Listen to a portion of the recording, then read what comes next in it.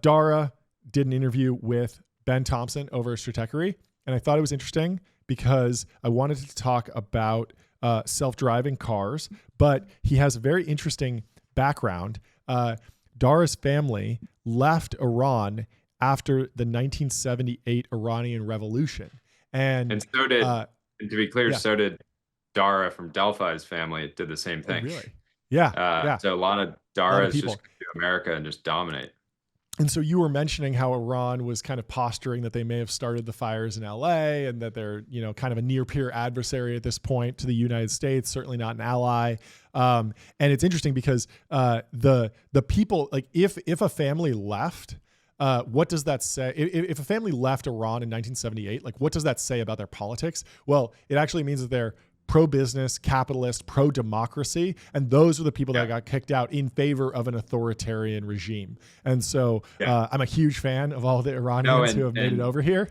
And, if we ever do need a new leader in Iran, Dara Khosrowshahi, I think, would be the one to take it over. He's a great manager. Or our friend, after Dara, LBO's Google and merges it with Delphi. Like a generational run, then go back and run Iran. That's one of the things is same thing with Russia and China and Iran. Our adversaries, the actual people in these countries, we have so much in common with. We all want generally the same things. We want to have families and be great education and great economies. We all want the same thing, and then it's our regimes that are just like, we are mortal enemies. Totally. And so, Dara, our Dara has told me stories about his family coming over here with nothing, literally nothing, like basically a plane ticket, and then going from being, successful business people in Iran, coming to America with nothing, running it back up, becoming wildly successful here.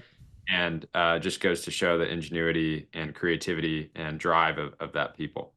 Yeah, it's such an interesting kind of like A/B test on, is there some sort of raw CEO skill or raw business leader skill? And clearly that's the case with Dara. His family ran a very big company in Iran, and they thought that the children were going to join the family company when the time was right.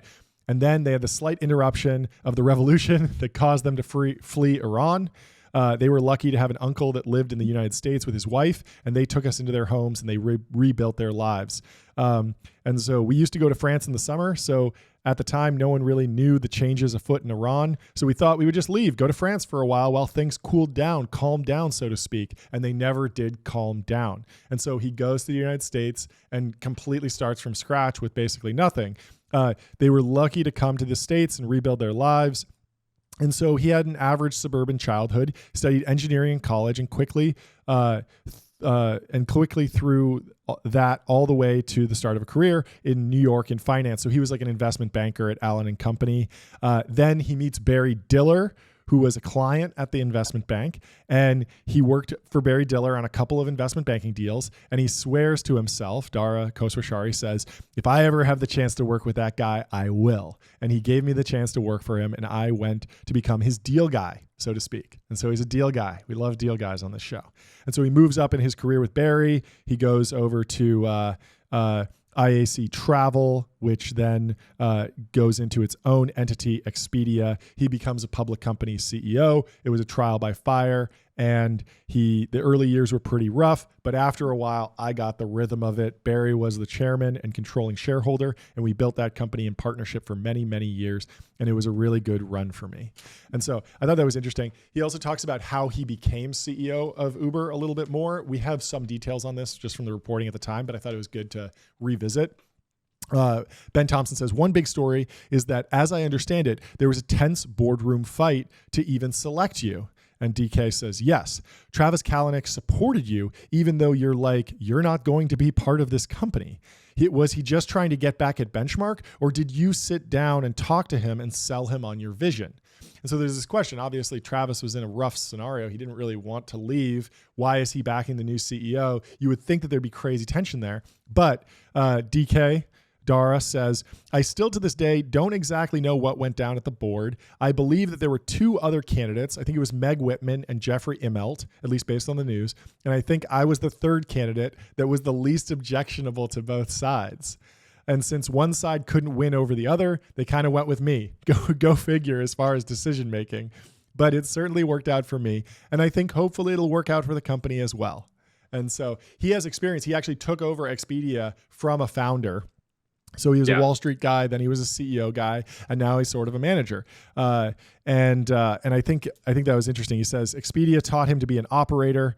I went through a period where I was CEO of the holding company, but also running Expedia.com, and that taught me operations. And my background on Wall Street, that taught me a lot about capital allocation. So I think that training really prepared me to come in onto Uber and be the on-the-ground technical operator that the company needed, but also understand governance, understand capital allocation, etc. And so I have a huge amount of respect for Travis and the founding team, because it wasn't just him who built the company, and they had to take a very aggressive stance as it related to regulations, the taxi unions, et cetera. They had to bust through an enormous amount of resistance. I do think at some point the company got so big and powerful, but it was still an undertaking, call it upstart tactics, and they weren't able to make that adjustment, which is, hey, we're no longer an upstart. We now have millions of drivers. It comes with a responsibility. We have to have different kinds of discussions with regulators. And I think I brought that maturity in hindsight. So I thought that was interesting. And I want to get to and the big question always with Uber is how big would Uber be with Travis still running the company? And there were some dark years where Dara had this extreme pressure on him. A lot of people didn't believe that he could sort of fill Travis's shoes, and there will probably forever be a debate still of how big would Uber be with TK running it. I joked before that TK would have loved the post DEI era. Totally.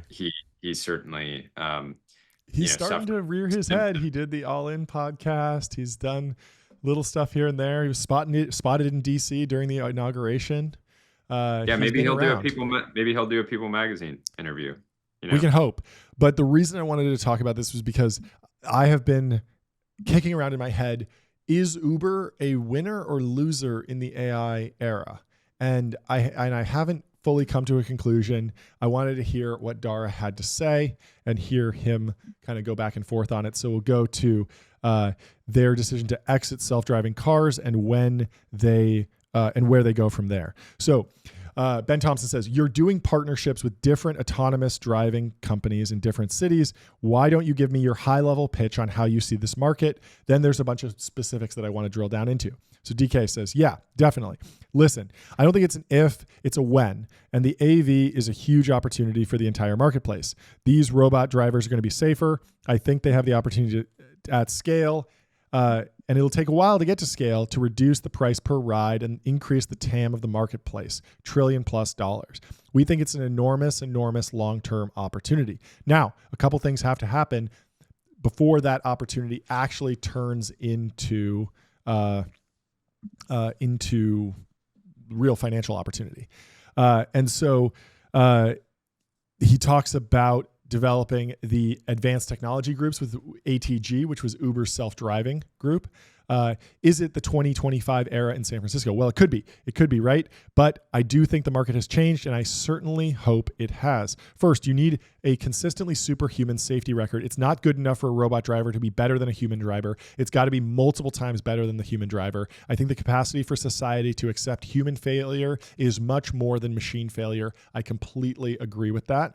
There was a fatality in Phoenix. Did that change Uber's mind as far as getting out of the autonomous vehicle market, or were you sort of already on that way and that sealed the deal? I think we were leaning that way. It certainly was a very, very important factor in our determination, but there were a couple other issues that were more paramount. One was they were in the middle of COVID, so all of a sudden capital was much more dear. We went from losing $2 billion a year to losing $4 billion a year, which is pretty scary. My job is to make sure the company survives, and this was a significant amount of money burning part of the operation.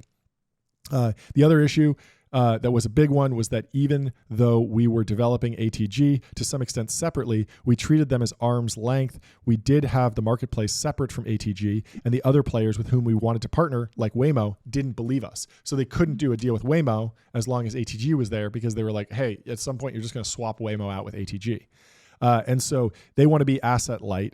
Hardware was not Uber's superpower. At some point, companies have to know their superpower. There are very few companies in the world who are great at hardware and software. Tesla, Apple are probably the two of the leads. It's very difficult to pull off. The accident, capital, how the business was shaping, you either had to make a bet on a vertical or platform. We wanted to make a bet on platform. And then just superpower were the four reasons why we decided to get out of it. And Ben compares it to Netflix. So on autonomous cars, there's a question here. Where does he say? How does that differ around the world? U.S. federalism. So there's a question about you're obviously the ones that have variable supply. Speaking of the network possibilities, before I'm on board with that, I should have been a better devil's advocate here, but let's grant you this. You are the aggregator sitting at the top of the stack. I'm very curious to think through, what do those layers, some of which you just listed, look like? So let's take a look at the actual cars. Is the software stack and the hardware made by the same company or a different company? How do you see that playing out? And Dara says, excepting Tesla, it will probably be different. So if I look at the stack, it actually kind of looks like the hotel business. I'll expand on that in a second. But let's look at hotels for a second.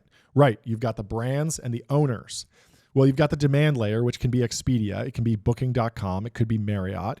Then you have the brands themselves, whether it's Marriott or an independent, and then you have the operator. The operator, these are the teams, management teams. Sometimes Marriott is an operator of a hotel. Sometimes there's actually local management companies as well. That's an operator. Then there's the asset owners. These are REITs, real estate investment trusts. Marriott doesn't own almost any hotels whatsoever. These financial partners own the hotels, and then you obviously have the financier. And so he thinks that's going to happen in autonomous vehicles. You have the network layer. That's Uber. That's Lyft. It could be Bolt. It could be Waymo too. They have the wherewithal of also going direct.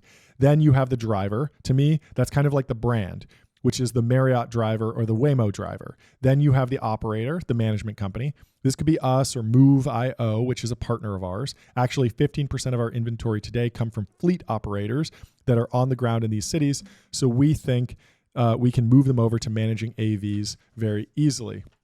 Ultimately, we think of OEM manufacturers. Most OEM manufacturers are going to have different software providers providing AV, sometimes on an exclusive basis, sometimes a non-exclusive basis. A GM, Tesla are going to develop in-house, but many of the other players are going to license it. And so he's talking about this fragmentation, and he's applying the Expedia lens. And it's just interesting to me because we've seen this massive AI boom. And my question has always been, we keep hearing, GPT-5 is going to be superhuman, or ASI is right around the corner. And shouldn't those models be able to drive if they're superhuman? Like, we keep hearing like they're going to be like better than any PhD. And it's like, well, most PhDs can drive a car. And so that should be part of the eval, I would think, would be, it can write papers, but the same model should be multimodal enough to drive a car. And so there's a question of like, who wins that? And then how much staying power is there in this aggregation layer? Certainly Uber has a lot of people that have installed the app. They rely on it. There's a whole system, payments, ratings, all this different stuff. But is Uber vulnerable, or are they actually stronger than ever? What do you think? Yeah, and we talked about this before. It seemed like, hearing this interview has like completely changed my opinion on. So it's smart for Dara to go and talk with somebody like Ben Thompson, because it'll actually be a very intellectual conversation, more so than a journalist that's just trying to get a headline or potentially dunk. So I think that his point of view of comparing it to the hotel travel industry, which he obviously has a ton of experience at from his time at Expedia, that starts to make sense. I always had this lens on Uber as, okay, Waymo's this dominant force. They're experiencing, they have the technological lead. They have the actual traction lead. People love the product. They have their own app for bookings. And so, we had talked about this on the show before. What happens to Uber? Are they a cable company that just has a lot of existing consumer demand and, comfort and usage. And they just sort of over time, like people just still prefer human drivers for certain things. And, maybe they just sort of end up taking a huge discount on their multiple because, hey, this business is going to be dead in 30 years completely, Yeah. and it's not really going to be growing. Maybe you grow earnings but not revenue. Who Yeah. knows. But now seeing this, I can't imagine a scenario where there's different fleets and operators and technology providers, and Uber maintains that sort of routing demand from consumers to these fleets, and sort of being that marketplace layer. So I can totally see a world where they thrive around this new trend, right? They're stripping out potentially. There's a bunch of costs being stripped out when I ride Uber. I'm about to get an Uber over to the PMF or Die Yeah. cage, and it's going to cost me like $60. The majority of that is going to go towards the driver who Yeah. just pulling up. I open the door, I get in, say a few words, and he drops me off in 10 Yep. minutes, right? So Yep. I can see Uber really benefiting overall. And I think this is the right narrative for them to take when they don't have this sort of internal technological lead or even on the ground traction that a Waymo does. Yeah. I do wonder if maybe Uber is particularly well positioned for this like slower transition towards AV fleet Yeah. rollouts, because even if the next training run of the AV AI system is just flawless and superhuman in every way, it's still going to take a long time to just build that many Waymos. Like Jaguar's going out of business. Like, where are they getting these cars from? They need to make so many of them. And then even once they do that, it's hard to maintain that fleet that can flex up or down for, hey, it's New Year's midnight, everyone wants to be in an Uber, or it's Monday morning and everyone's commuting. Are people commuting in Waymos now or Ubers? Because we're in this like post car ownership society that's possible. And Yeah. Uber has this ability to, with the demand based pricing, the surge based pricing, they can say, hey, it's New Year's Eve. Surge pricing is going to be crazy. $200 to get to just hop in your car and go pick up someone. Even if there's a lot of AVs driving around, Yeah. 100% of the AVs could be in use, and then you're going to want human flex up to actually Yeah. meet the full demand. And these are going to be people that just commute, and they're just going to say, hey, I want to make some extra money, and the prices are so good, I'll jump into the market right now and have a little bit more flexibility there. So I could imagine that there won't just be, oh yeah, 1 month, like all the cars are self-driving immediately, just because of how long it But takes at to the same build out time, this infrastructure. the counterpoint is that Waymo is now venture backed. They did a Yep. round where they raised from, it's Google is majority Yep. owner, but they did a venture round. And so that tells me, one, I was surprised that Google didn't just try to own the entire company, but Yeah. that tells me that their ambitions are to be the next Uber. So they may play ball with Uber at some point. Maybe there's partnerships that they can do, but they're Yeah. still competing for the same pie.